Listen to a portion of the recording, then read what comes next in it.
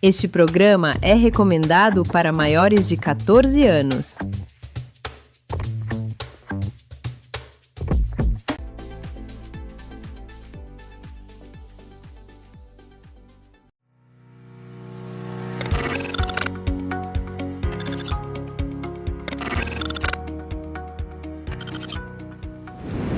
Olá, bem-vindos ao Elas em Ação. Agora estamos em rede nacional pela Rede Gazeta Brasil. É uma honra fazer parte dessa conquista histórica. Nosso programa fala de empreendedorismo, inovação e oportunidades. E queremos você junto com a gente, participando pelas redes sociais. E claro, pode rever quantas vezes quiser no nosso canal lá no YouTube. Setembro é o mês da valorização da vida. O Elas em Ação dedica esta edição ao Setembro Amarelo. Um espaço para falar da saúde mental, acolhimento e esperança. Porque ninguém precisa enfrentar seus desafios sozinho. Conte conosco. Vamos conferir o programa de hoje? Temos a estreia do Papo de Negócio com a Bruna Santos. Dica para empresas sobreviverem os primeiros 5 anos de vida. O Casal em Ação traz a cobertura especial do lançamento do livro do Leandro Tiengo. O Café com Cláudia traz a convidada Camila Mazera, falando sobre renascimento da mulher na maternidade. A Hora do Livro com a Bela Sarquis, trazendo literatura e inspiração. O Ponto de Encontro, eu trago um convidado também muito especial, o psicólogo Marcos Vinícius. Vamos falar sobre sexualidade e saúde mental.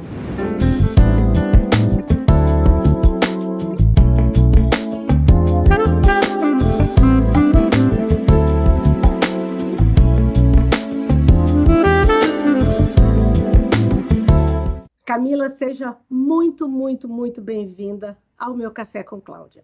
É uma enorme alegria te receber aqui para esse café comigo. E para começar, nós vamos a uma pergunta que, na verdade, é uma realidade de muitas mães logo depois da chegada do bebê. O que mais te pegou de surpresa nesse início como mãe? E como fica a vida da mãe e a profissional autônoma nesse momento? Olha, primeiro agradeço demais o convite e a oportunidade de estar aqui falando sobre um tema que é tão especial, né, para muitas mulheres que pensam muitas vezes em ser mãe, mas se sentem às vezes é, pressionadas pelo mercado de trabalho. Eu super entendo isso. Eu sempre fui uma pessoa muito preparada, dedicada ao trabalho. Quando me tornei mãe, foi porque quis. Me planejei para esse momento, estudei sobre a gravidez, estudei sobre o parto, mas nada nos prepara para a maternidade, senão a própria maternidade, né? Então, nos primeiros dias, eu fiquei muito em choque, porque embora eu tivesse me preparado muito para cuidar de uma bebê, aquele momento que eu vi ela ali, que ela dependia muito de mim, foi algo de muita surpresa mesmo, porque eu tive que não só aprender a cuidar de uma bebê, mas eu tive que aprender a me acolher nesse novo papel. Existe uma identidade sua como profissional, como mulher, até o momento que você se torna mãe. E essa identidade, ela nunca mais vai existir. Porque o seu papel de mãe, ele nunca vai ser como o de antes, como o de profissional, como o de mulher esposa, como o de filha. Não, agora o de mãe vai tomar a frente de todas as suas decisões.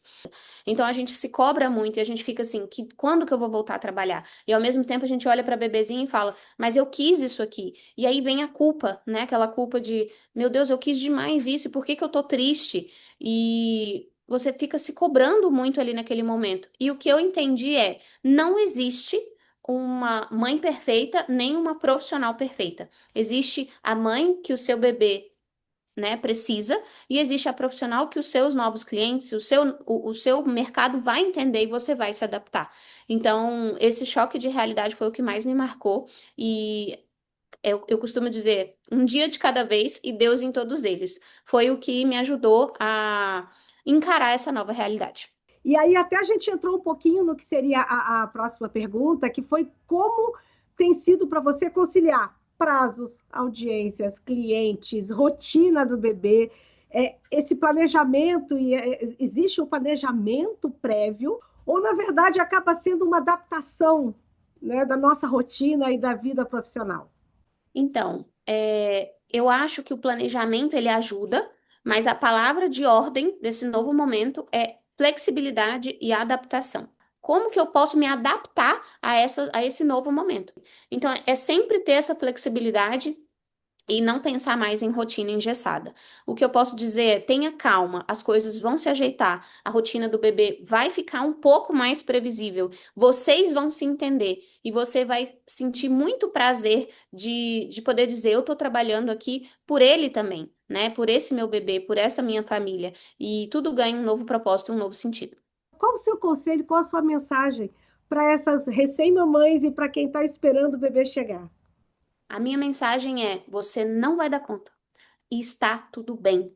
Está tudo bem porque você vai dar conta o suficiente, você vai dar conta o bastante para que o seu filho cresça bem, cresça saudável. O seu filho, ele não precisa de uma mãe perfeita, ele precisa de uma mãe presente. A maternidade, ela não é uma prova de resistência, ela é uma jornada de aprendizado. Então, o quanto antes você fizer as pazes com o eu de antigamente e aceitar essa nova identidade e se descobrir nesse novo papel, e de olhar para esse serzinho que depende de você e ver que ao final do dia, talvez você não tenha trabalhado, talvez você não tenha ticado todas as tarefas que você se propôs a cumprir. Mas você está ajudando a formar a personalidade de um ser humano, né? De alguém que está ali pronto a cumprir a própria missão dele, o próprio propósito dele. Então, assim, olha que linda essa missão. Então, eu acho que cada mãe encontra o seu jeito de ser de uma maneira especial, individual e própria. E se perdoe, né? Lembre que você está sendo a melhor mãe que o seu filho poderia ser. E Camila, querida, muito, muito, muito obrigada por compartilhar com tanta verdade e generosidade.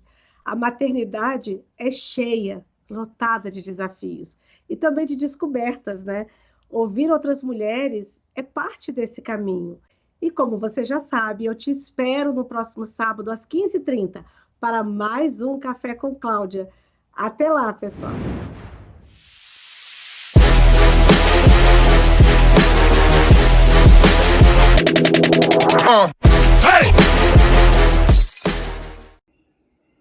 Olá, sejam muito bem-vindos ao Papo de Negócio. Eu sou Bruna Santos e vou compartilhar com vocês algumas dicas preciosas. Você sabia que cerca de 40% das empresas apenas sobrevivem aos seus primeiros 5 anos? Pois é, isso é uma pesquisa de 2024 com o Sebrae, IBGE, o mapa de empresas do governo federal, que mostraram que cerca de 60% das empresas não conseguiram consolidar seus negócios nos seus primeiros anos. Preocupante, não é mesmo? Até porque a gente está falando de sonhos e muitas vezes investimentos altos de profissionais talentosos que não conseguem concretizar ao longo da sua carreira. A primeira dica que vamos falar hoje é sobre a mentalidade empreendedora. É como você se posiciona como empresário do seu negócio. Muitos profissionais acham que trabalhar duro vai garantir o sucesso, mas não é simplesmente isso. Você precisa ter conhecimento a fundo do seu negócio, saber como que anda os seus concorrentes, boas práticas de mercado. Afinal, seu cliente está cada vez mais esperto. E o que você está fazendo para conseguir atendê-lo com qualidade? Então, estude a fundo, busque curso, se profissionalize e entenda. Afinal de contas, mudanças são constantes e você não pode ficar fora delas. Pelo contrário, tem que se adaptar. Use ferramentas a seu favor. Modelo de gestão existem inúmeros. Comece pelo simples, como por exemplo 5W2H, a análise SWOT, ou até mesmo o Business Model Canvas, que é um quadro resumido de um plano de negócio, mas que traz 9 pontos essenciais para te auxiliar na visão estratégica da sua empresa. Vamos pegar um exemplo de uma manicure. No modelo, ele trata a proposta de valor, que seria nada mais do que você entregar à sua cliente. Não é apenas unhas feitas, mas seria a conveniência e praticidade ou aquele momento de uma massagem nas mãos que a gente precisa dar uma pausa.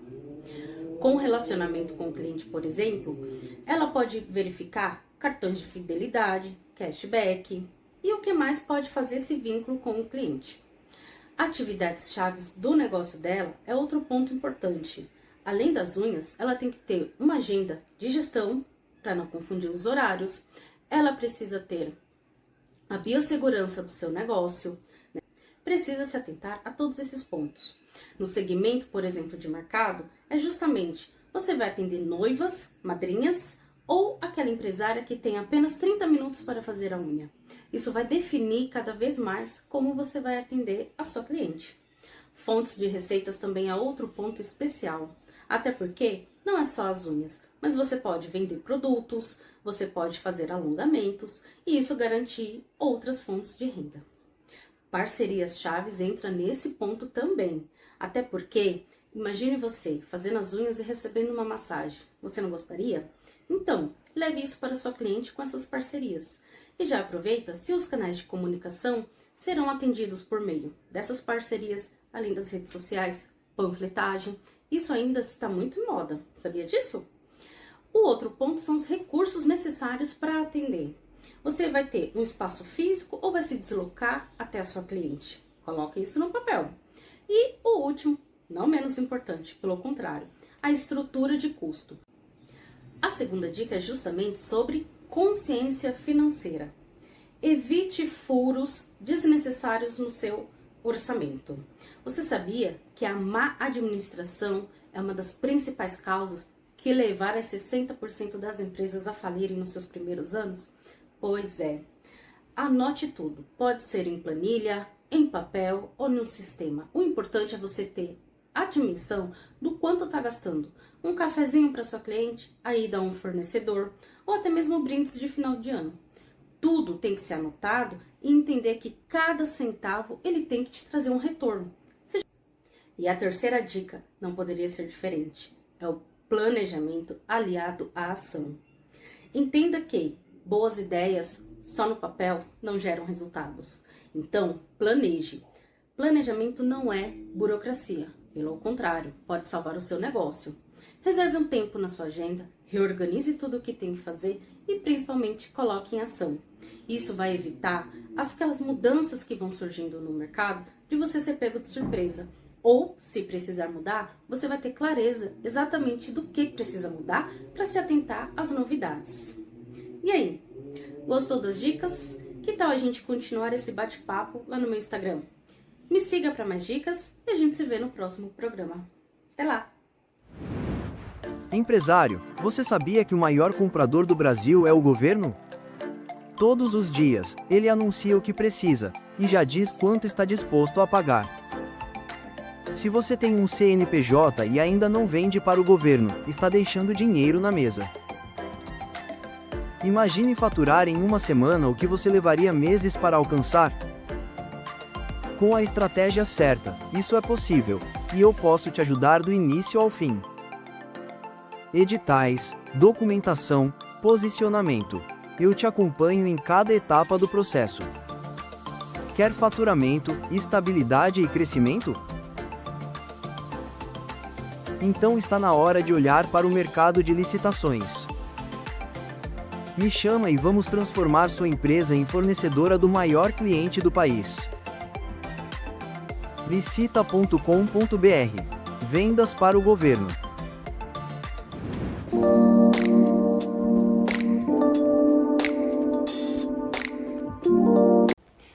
Bem-vindos à Hora do Livro. Sou Bela Sarquis e hoje vou deixar aqui para vocês algumas informações e dicas de como sair da inércia e dar um salto em autoconhecimento, começando a escrever e a se libertar de amarras e traumas. Muitas vezes nos sentimos presos em uma rotina que não nos satisfaz e não sabemos como mudar isso. Mas há uma ferramenta poderosa que pode nos ajudar a nos libertar dessas amarras. E eu tenho certeza que no momento que vocês conhecerem, vai ser a melhor coisa. Ou seja, a escrita. O poder da escrita. A escrita é uma forma de expressar nossos pensamentos e sentimentos de maneira profunda e significativa. Porque quando escrevemos, podemos projetar todas as nossas emoções, nossos sentimentos, de uma maneira possível e de uma forma que conseguimos nos entender melhor. Identificamos e compreendemos melhor as coisas ao nosso redor. Como começar a escrever? Se você nunca escreveu antes, não se preocupe. Começar é simples. Pegue um caderno e uma caneta e comece a escrever. Escreva sobre o que vier à mente. Não se preocupe com gramática ou ortografia. Simplesmente escreva. Você pode começar escrevendo sobre seus sentimentos, seus planos, seus objetivos, as coisas do dia a dia. E aí, vai observando e vai mudando a forma de escrever, de se expressar. Simplesmente deixa fluir. Ai, gente, a escrita pode ser uma ferramenta poderosíssima para nos libertarmos. E quando escrevemos as nossas experiências dolorosas, nós conseguimos encontrar maneiras de superá-las. A escrita pode ajudar a encontrar perspectiva, a nos lembrar que somos capazes de superar qualquer obstáculo. Experiência própria. Além disso, a escrita pode nos ajudar a nos conectarmos com nossas emoções, nossos sentimentos, a nos entender melhor. Podemos chamar isso de reconectar-se. Reconectar-se. E claro, eu vou deixar dicas aqui para vocês de como vocês mantêm a escrita, como vocês continuam a escrever. Segue aí. Vocês só vão se beneficiar com a escrita, tá? Então, escrevam regularmente. Tente escrever todos os dias, mesmo que seja apenas alguns minutinhos. Não puder escrever, grave. Grave. Hoje em dia tem o celular com vários aplicativos. Grava o que vocês estão sentindo. Escrevam o que vocês pensam. Não se preocupem com perfeição. A escrita é um processo e não precisa ser perfeita. Espero que essas minhas dicas tenham ajudado a vocês entenderem como a escrita pode nos ajudar a sair da inércia e dar um salto em autoconhecimento. Lembre-se de que a escrita é um processo e aos poucos vamos evoluindo. Aproveite este processo de se conhecer melhor e de se libertar dessas tais amarras e traumas. Obrigada pela companhia de vocês. Até a próxima. Tchau!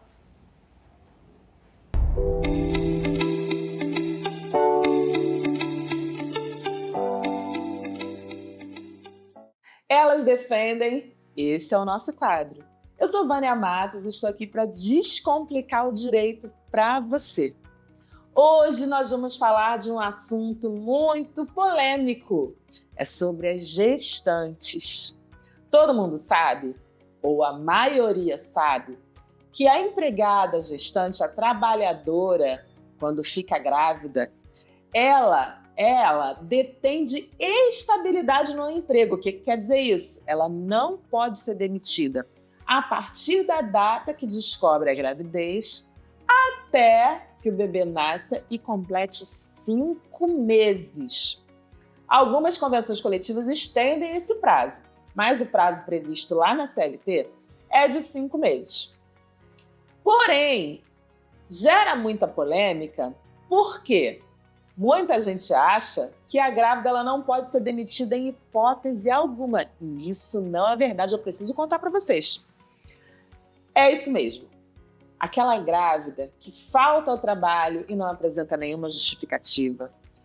Ou se a empregada grávida, se a funcionária grávida cometer qualquer tipo de ato grave. Deixa eu dar um exemplo. Eu já até passei por uma situação parecida. Um cliente meu me contou que uma empregada dele que estava grávida, gestante, ela bateu na outra operadora de caixa. A operadora que trabalhava no PDV ao lado do dela. Imagina a situação. Alguns empregadores acham que nem nesse tipo de situação ela poderia ser demitida, mas isso não é verdade, porque a estabilidade, ou seja, o direito da grávida não poder ser mandada embora, ele só se aplica, ou seja, só é possível para demissão sem justa causa. Você não pode mandar uma empregada grávida e você, grávida, saiba que você não pode ser demitida sem justa causa.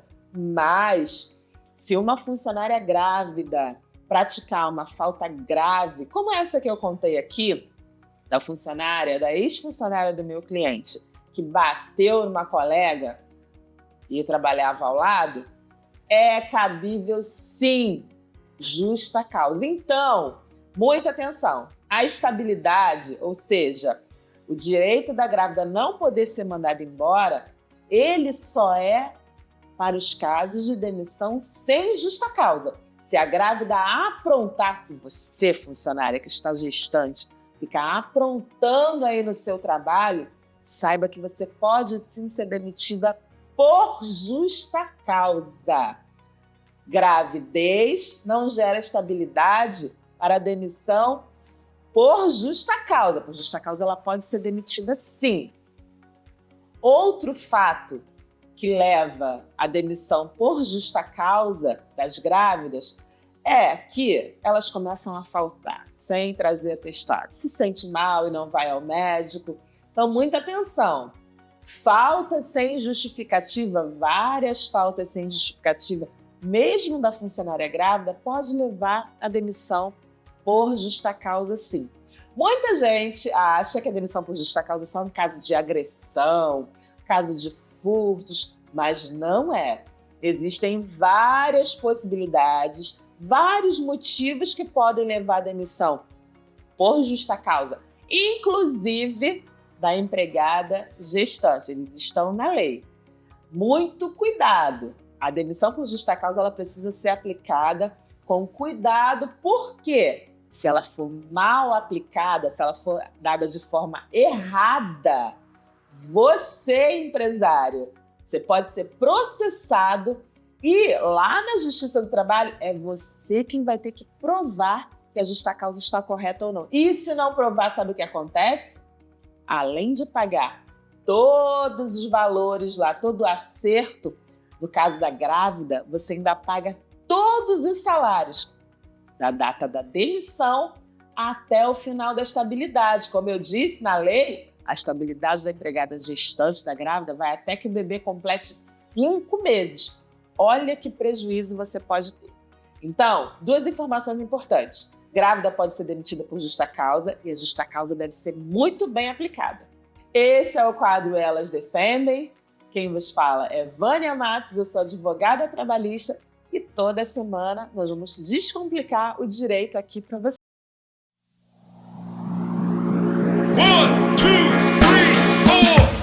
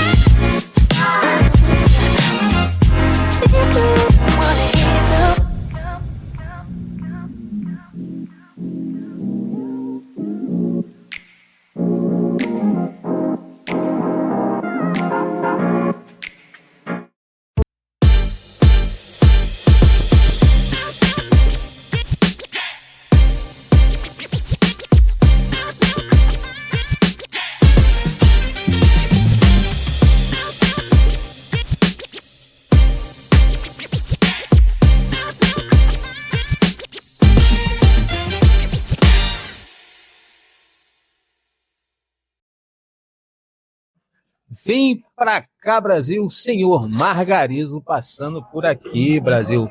É o casal em ação, em ação. Ó, hoje a senhora Margarizo está em outra demanda, mas eu não poderia deixar de passar aqui neste grande evento que está acontecendo aqui na cidade de Duque de Caxias, Brasil. Lançamento da obra do livro do autor Leandro Thiengo.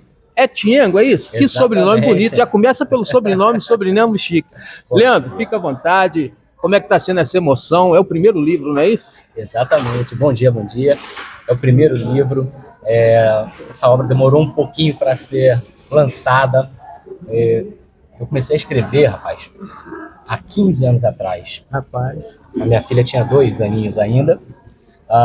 E aí passei por um concurso público e tal, e aí vem a pressão da vida, meta, a minha cabeça travou, eu não conseguia mais escrever, procurei orientação psicológica, e aí de uns anos pra cá eu falei, vou terminar e vou lançar esse livro, e eu quero os amigos perto, e é isso que está acontecendo hoje. É isso aí, estou vendo aqui a reunião de grandes amigos, Exatamente. né? Você vê o semblante de alegria, né? Porque é uma obra, como muitos dizem, é um filho nascendo hoje, né? Exatamente. É o primeiro, creio que de muito. Eu quero que você fale um pouco desse processo aí de escrever, produzir, ir para a editora. O que tu encontrou de mais dificuldade nesse caminho, nessa trajetória? A maior dificuldade realmente foi escrever. Como eu te falei, a minha cabeça ela travou durante alguns anos e aí foi difícil para mim terminar. Tá? Depois que eu terminei, eu tive a sorte de ter uma amiga que tinha...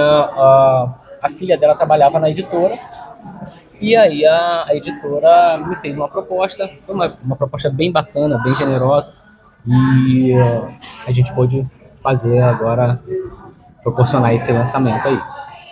E Leandro, qual é o tema do livro? Qual é a mensagem que o livro passa? O que você espera do leitor que vai ter nesse contato com o seu livro, que ele venha a aprender, que ele venha ter uma experiência? Qual a experiência que você pretende passar através desse livro? Perfeito. O que eu quis passar nesse livro, tá? Eu fiz uma história, uma aventura. O livro é uma aventura fantástica que fala principalmente, o pano de fundo do livro é a superação da família pela fé e pelo amor. Fala da incondicionalidade do amor. O amor ele é incondicional. Você não precisa gostar de mim para eu poder te amar. Você não precisa nem estar presente para eu poder te amar. Né? O amor ele não tem a barreira do tempo, não tem a barreira da realidade sequer. Então o livro fala um pouco sobre isso. Ele tem esse pano de fundo. Ele é uma aventura, mas com esse pano de fundo. A superação da família pela fé e pelo amor. Rapaz, só esse pequeno momento que eu estou aqui com nosso amigo Leandro é impactante. Não tem jeito, eu tenho certeza que você já vai lá correr para adquirir esse livro, porque falar de família, de amor, de paixão, coisas que vêm do coração, é impactante. Meu amigo Leandro, quero que você curta muito esse seu momento. Qual é o nome do livro? A Lenda de Safira. A Lenda de Safira. Já está em algumas plataformas digitais. Como é que o público já pode estar adquirindo o livro? Perfeito. A partir de hoje, vai estar disponível no site da editora. Inicialmente, exclusivamente no site da editora Multifoco.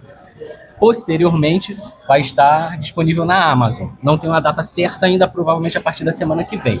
Mas a partir de hoje, o lançamento oficial vai estar disponível no site da editora para quem quiser curtir e compartilhar comigo esses momentos aí, tá?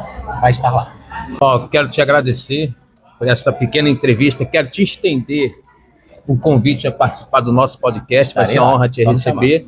Parabéns, curta esse momento. Obrigado. E vamos que a galera está esperando aí. Exatamente. A galera que está esperando mesmo é a tarde de autógrafo, Brasil. É isso aí. Meu amigo, muito prazer. Uma satisfação muito grande, uma imensa honra o casal em ação está cobrindo esse grande evento. Obrigado, bom dia. Continuamos por aqui, Brasil. Meus amigos, como o autor do livro falou, é um livro que fala de amor, de paixão, né? Coisas do coração. E nada mais importante do que a gente receber aqui a primeira dama, Brasil, Patrícia. Patrícia, como é que está sendo essa emoção aí do maridão autor, né? Uma nova fase aí, autor. E um livro muito importante, né? a galera já se faz presente, o público se faz presente, a gente vê a alegria no público, né, de estar participando desse grande evento, e é notório, né, a sua felicidade. Eu quero que você fale um pouquinho aí dessa experiência, como foi esse projeto. Você também com certeza participou, né? Quando tem projetos que envolvem toda a família, né? E como ele falou, é algo que fala de amor, com certeza a família toda está envolvida. Pode ficar à vontade, abre o coração. Então, para mim, né, é muito gratificante vê-lo completar esse projeto. Ele começou esse projeto quando a nossa filha ainda era um bebê, agora ela está com 17 anos. E eu acompanhei todo o processo, que a gente está junto fazendo que vem 20 anos, né? Então, é uma coisa muito bacana, porque é um projeto pessoal dele, ele é um cara amante da leitura, ele gosta muito de ler, ele gosta muito de livros de fantasia, inclusive é um livro adolescente, né? É um livro mais voltado para o público jovem. Então, acho que o pessoal vai gostar muito, vai curtir muito, porque ele botou muito amor nesse livro, e ele é um homem muito criativo, então, com certeza, vocês vão gostar bastante aí da história da Safira.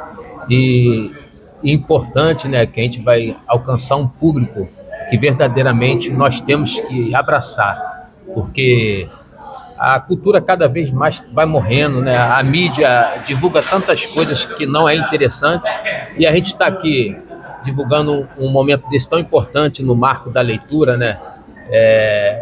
Que a juventude venha abraçar, venha aderir cada vez mais à leitura, e que nossa cidade, Duque de Caxias, nosso Brasil, venha abraçar mais ideias como essa para manter viva a chama da cultura, a leitura na nossa juventude, não é isso, minha amiga? Com certeza, porque com o digital as pessoas pensam que a leitura é substituída, né? E não pode ser.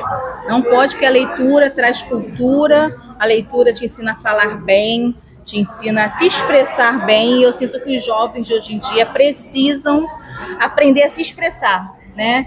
Tanto que muitos aí não conseguem se comunicar com outra pessoa, como pedir uma informação, que é uma coisa tão básica, né? E eu acho que a leitura não pode morrer, né? Acho que é importante isso no jovem, e é legal, tomara que esse livro incentive também outros jovens, porque nós temos uma jovem em casa de 17 anos, então a gente dá muito valor à leitura na nossa casa, a educação, né? Na verdade, a educação como um todo, né? Tanto que a gente está aqui na Biblioteca Municipal de Caxias, né? Um lugar que poucos devem nem saber que existe. Verdade, minha amiga, verdade. Muito bem colocado, né? Estamos aqui no centro da nossa cidade, Duque de Caxias, e temos aqui um espaço cultural que muitas das vezes a população mesmo não conhece. Pois é, então é um lugar aberto, você vê que tem vários livros, se duvidar os jovens nunca nem tem jovem que nunca nem veio aqui. Então acho muito importante essa parte cultural, a educação é muito importante, ela tem que ser preservada, porque um país, né, com educação forte transforma também, né, uma presidência, um governo forte também, né? É verdade, a educação é a base. É isso aí, meus amigos, estamos aqui nesse grande evento. Continue ligado aí que tem muita coisa ainda por vir, tá certo?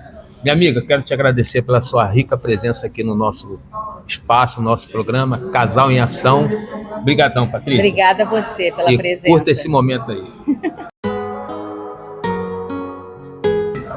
Vem pra cá, Brasil. Continuamos por aqui. E agora estamos recebendo aqui, ó, Eliette, do jornal Pronto Achei.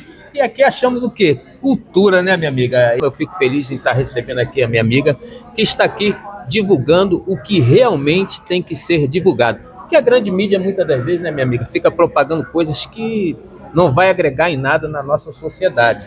E quando eu vejo, né, um jornal, um programa de podcast, né, divulgando o que realmente interessa, cultura, eu fico maravilhado, e eu não poderia deixar de abrir um espaço para você. Fique à vontade, fale do seu projeto, a casa é sua. Muito obrigado à TV Gazeta, certo? Isso. Pela oportunidade. Nós somos do jornal Pronto Achei. Nós iniciamos como um jornal dos empreendedores da Baixada Fluminense. Só que hoje é um jornal do Rio de Janeiro. É um jornal muito conhecido fora de Caxias. Inclusive, na terça-feira agora, nós estávamos cobrindo o evento no Copacabana Palace. Sempre chamam a gente para estar lá, cobrindo os eventos do hotel. Isso é muito gratificante para um jornal pequeno, que começou pequeno da Baixada, e hoje ter esse prestígio fora da Baixada, também levando um pouco da Baixada para o Rio, né?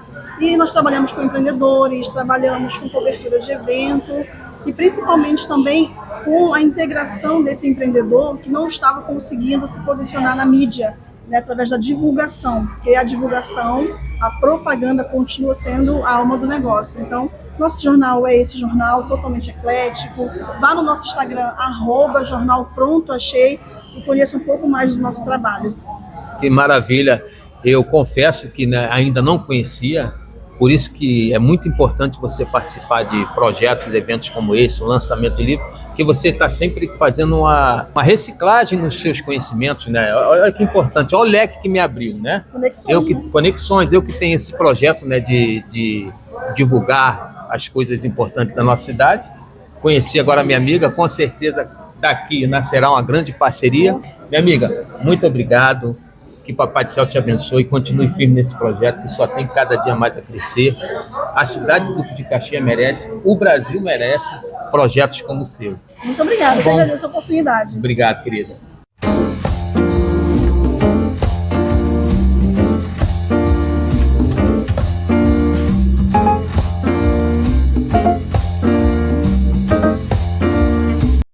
Setembro é um mês muito especial. O Setembro Amarelo é um período dedicado à conscientização sobre a prevenção do suicídio e a importância da saúde mental. Segundo a Organização Mundial da Saúde, o suicídio já é a quarta principal causa da morte entre jovens de 15 a 29 anos. E no Brasil, em 2023, mais de 14 mil pessoas perderam a vida para o suicídio. A fonte é do Ministério da Saúde de 2024. São números que nos lembram da urgência de falar, acolher e buscar ajuda. Dentro desse cuidado com a vida, a sexualidade é um tema fundamental. A forma como nos relacionamos com a nossa identidade, com o nosso corpo e com o desejo que influencia diretamente a autoestima, os vínculos afetivos e o equilíbrio mental. E é sobre essa conexão entre sexualidade e saúde mental que vamos conversar hoje. Tenho a honra de receber o psicólogo Marcos Vinícius, formado pela Universidade Veiga de Almeida, estudioso da psicanálise da saúde sexual, além de militante ativo na criação de políticas públicas da saúde mental e direitos da comunidade LGBTQIA+. Vamos juntos refletir sobre o diálogo e poder transformar silêncios em acolhimento e respeito. Seja bem-vindo, Marcos. Para começar a nossa conversa, a minha primeira pergunta: como você costuma dizer que transformou sua própria história em inspiração para outras pessoas? Onde encontrou força para transformar dor em cuidado? Bom, costumo dizer que toda pessoa tem um sofrimento, né? No sentido de que cada pessoa com a sua especificidade de ser quem se é, de querer fazer o que quiser fazer, querer poder explorar lugares, desejos, né? Como qualquer outro. Só que para muitos esse lugar é um lugar de sofrimento, né? Então tenho para mim que esse lugar de sofrimento, né, como já foi postulado por muito tempo, eu costumo dizer que não precisa mais ser assim, né? E até onde eu posso, né, ser essa ponte, né, para que ela consiga transformar essa dor em um determinado tipo de empoderamento, de algum determinado tipo de resistência, que eu seja essa pessoa, né? Que comece por mim esse lugar. Então, acredito que a dor, muitas das vezes, quando é transformada em um certo tipo de resistência, empoderamento, faz com que isso chegue até o outro, né? Porque por conta justamente desse desamparo, desse sofrimento, né? e que o outro entenda que ele não está sozinho, né? Então, mesmo que dentro de mim, em algum momento, em algum lugar, eu me depare com a solidão, né, ou com a solitude, seja solitário de alguma forma, lidar com as suas próprias questões, seu próprio sofrimento, que o outro entenda que ele não está sozinho, né? Eu acho que é muito disso, né? O que transforma a dor em encorajamento é fazer com que o outro perceba que ele não está sozinho, né? E que ele pode sim e deve, né, cuidar de si. No Setembro Amarelo, falamos sobre prevenção. De que forma a vivência saudável da sexualidade pode ser um fator de proteção para a saúde mental? A pergunta eu acho que pode ser feita da seguinte maneira: dá para viver uma vida sexualmente agradável, saudável, leve, no século que nós estamos vivendo, que é o século onde exige produtividade, onde o corpo é a cena favorita, o corpo é o palco para os prazeres, né? Para as angústias, para os medos, para os receios.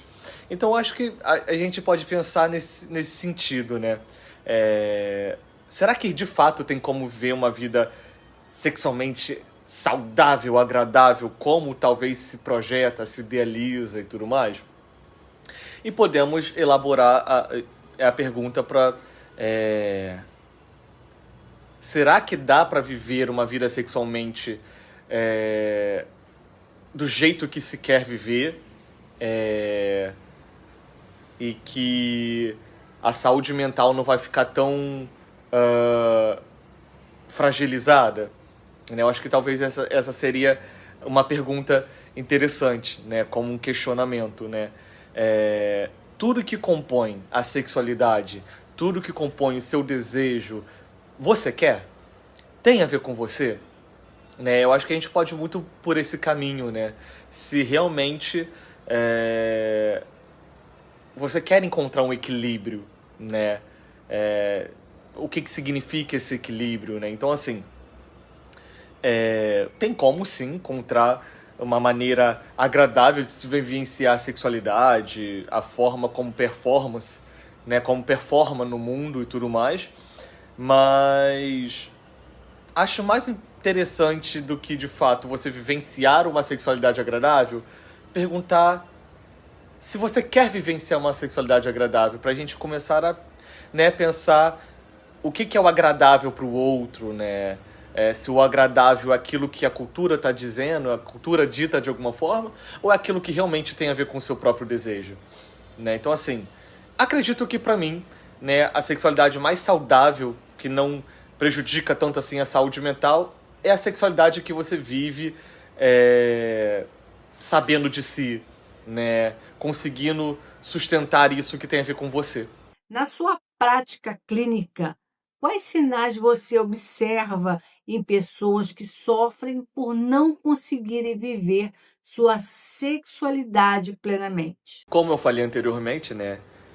Ser quem se é demanda muitos sofrimentos, né? Além dos prazeres, além das vontades e tudo mais. Então, eu acho que pensar sobre isso, né, no que diz respeito ao sofrimento dentro da clínica, aparece também antes da clínica, né? Antes de qualquer coisa. O sujeito, só ele sabe o que ele passa, né? Somente ele sabe o que ele precisa lidar para ter que suportar muita coisa que tem a ver com ser quem se é, né? Então, assim, existe um sofrimento muito anterior ao, de fato, a pessoa perceber quem ela é, de fato, né? Porque existe isso, né?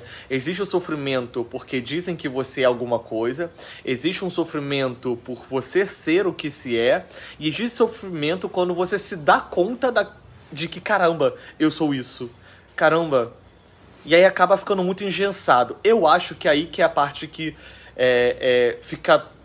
pega pra muita gente, né? Por conta dessa caixinha que botaram e ela percebeu que está ali dentro de alguma forma dessa caixinha, ela acaba não conseguindo sair disso. E aí que o sofrimento maior acontece, né? Porque é como se ela não pudesse ser mais outra coisa, ou outras coisas, ou, né? Porque somos seres diversos, plurais, singulares, mas que demanda muita coisa, quer explorar muita coisa. Então, assim, eu acho que esse sofrimento existe porque acontece um certo engendramento ali, né? Até mesmo do próprio desejo, né? Da potencialidade daquele desejo pode se tornar. Quando o assunto é tabu, como o silêncio e repressão, impactam a mente e podem gerar o adoecimento emocional. A própria pergunta eu acho que já responde já, né? Porque se é um tabu e existe um silêncio, né? O que ecoa são os dizeres alheios, não a vivência do outro, né?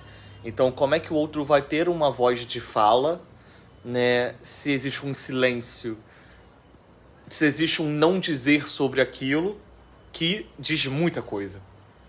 Então, gera um empobrecimento de entender essa diversidade, gera esse empobrecimento de conseguir compreender que outras diversidades podem coabitar e conviver no meio da nossa sociedade. Então, é doído, é doloroso. Como trabalhar a autoestima e a alta aceitação para que a sexualidade seja vivida de forma saudável e sem culpa? E complementando a pergunta anterior, nada mais dolorido também do que abrir mão daquilo que se aprendeu. Não que você não possa se servir disso, deve se servir disso, mas para entender que esse lugar, se quer uma mudança, se quer uma melhora na sua qualidade de vida, de maneira geral, integral, não somente uma única parte ou outra, é preciso abrir mão de algumas coisas, né? E muitas dessas coisas são discursos que foram ditos pra gente anteriormente, seja dentro da família, seja por colegas e etc e tal. Então, é preciso abrir mão desse discurso para que sua autoestima comece a, de alguma forma, reverberar para dentro de você e não para o outro, né? E consiga viver-se uma sexualidade mais plena, né? Mais bacana, né? Não livre de angústias, mas melhor do que anteriormente, né? Melhor do que antes, que vivia em função do outro, para o outro, à mercê do outro, enfim. Que possa viver mais por você, para você, né? Porque só você sabe o que as suas necessidades, né? O preconceito e a discriminação ainda são grandes obstáculos. Que estratégias você sugere para transformar essa experiência em força e resiliência? Mas acredito que ter coragem, né? Encontrar estratégias para poder conseguir dialogar com esse grande outro que muitas das vezes nos paralisa, né? Conseguir encontrar coragem e estratégias para poder se comunicar com esse outro, né? Porque qualquer outro, né? Outra pessoa, outro lugar, outra situação que não mexe com a gente não é tão importante, né? Então que a gente possa encontrar coragem de poder bancar quem a gente é, para esse outro que nos atravessa, para esse outro que gera um receio, medo. Porque só se comunicando, sabendo se comunicar, né, não o responsabilizando, nem o culpabilizando, nem se responsabilizando, nem se culpabilizando, mas mostrar para o outro que você também é gente, que você também tem um lugar, quer um lugar, precisa de um lugar. E que pode ser junto ou separado, né? Então, que possa ter essa coragem de criar estratégias de saber se comunicar com o outro, botar esse limite no outro, né? Com o outro. Como a família, amigos e comunidade podem apoiar melhor uma pessoa que sofre por não se sentir aceito em sua forma de amar ou de ser? Que mensagem você deixaria para os jovens que ainda têm medo de se expressar e buscam equilíbrio entre identidade, sexualidade e saúde mental? Uma mensagem que eu deixaria tanto para os jovens que precisam desse acolhimento e para as famílias que tem esse receio, né, da sociedade de maneira geral, sinta-se acolhido ou acolha essa pessoa, porque tem um ditado, né, não sei se é bem um ditado, mas tem um dizer que eu gosto muito, que é: abraça você do seu jeito, porque senão o mundo vai abraçar de outro e pode ser pior. Então, que você possa acolher da melhor maneira possível, né? Porque é dessa maneira acolhedora que você está ensinando que a pessoa vai conseguir, o jovem que precisa ser acolhido vai conseguir demandar esse amor para fora, demandar esse cuidado, né? De dentro, sabe? Que é muito necessário e muito importante, porque se for buscar fora, pode ser muito mais doloroso. Então, que possa acolher, né? Sinta-se acolhido, né? Porque você não está só. E para os pais, acolham. Vai com medo mesmo. Tente entender a outra camada da história, para além do que dessa pressão cultural, do imaginário social. Abraça a verdade do seu filho, da sua filha, né, de quem você é responsável. Agora vamos para um jogo rápido. Vamos para um bate-bola? Uma palavra que representa saúde mental para você. Pode ter muitos significados, pode ter muitas palavras que ressoam na psicologia, né, na saúde mental. Mas eu posso dizer resistência e alteridade. Eu acho que só uma não contempla muito, mas alteridade e resistência. Um mito sobre sexualidade que precisa acabar. Um mito sobre sexualidade, gente, um mito seria achar que a criança não tem. Tem pra mim, né, que a partir do momento que, se antes mesmo dela nascer, já tem uma expectativa, já tem um desejo dos pais, já tem um primor ali, né, uma vontade, uma coisa, um anseio, essa energia, essa mesma energia que é demandada para o outro, né, antes mesmo dele nascer, é o que repercute todo o processo dele na vida, na sua sexualidade, na maneira de se expressar, na maneira de viver, na maneira de buscar isso. Então, o maior mito, eu acho que é achar que criança não tem sexualidade. E sexualidade que eu falo não é orientação, né? Não é o objeto de escolha da pessoa. A sexualidade é a vivência dele, né? Que muitas pessoas falam, né? Caramba, a criança tá agitada, né? Isso faz parte da sexualidade dela. É a maneira como ela está se expressando no mundo. Então, assim, criança também tem sexualidade.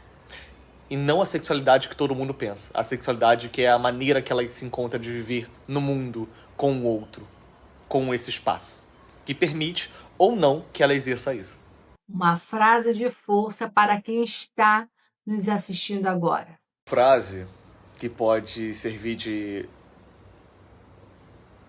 de direcionamento seria: não deixe aquilo que fizeram com você tornar quem você é hoje. Seja o que você quiser ser. Melhor ou pior, pouco importa. Mas seja o que você quiser ser. Obrigada, Marcos, pela sua entrega, pela sua disponibilidade, por estar aqui com esse diálogo necessário e transformador. Hoje vimos que saúde mental e sexualidade caminham lado a lado. Quando nos acolhemos como somos, cuidamos também da nossa mente e do nosso coração. O Setembro Amarelo é um lembrete de que ninguém precisa enfrentar suas dores sozinho. Sempre existe ajuda, existe escuta e existe vida para ser vivida com dignidade. Quero agradecer mais uma vez a sua presença aqui. Volte sempre. Estaremos sempre aqui para lhe ouvir, para ajudar outras pessoas. Muito obrigada. O tempo por aqui passa tão rápido, não é mesmo? Que já estamos chegando ao fim de mais um Elas em Ação. Mas não se preocupe, temos um encontro marcado no próximo sábado, às 15h30, aqui na Rede Gazeta Brasil. Enquanto isso, acompanhe nossas redes sociais e assista quantas vezes você quiser o nosso programa lá no canal do YouTube. Se inscreva no nosso canal, nos siga nas redes sociais, participe. A sua opinião é muito importante para nós. Muito obrigada pela sua companhia, porque juntos somos movimento, somos transformação, somos emoção. Até sábado. Tchau, tchau.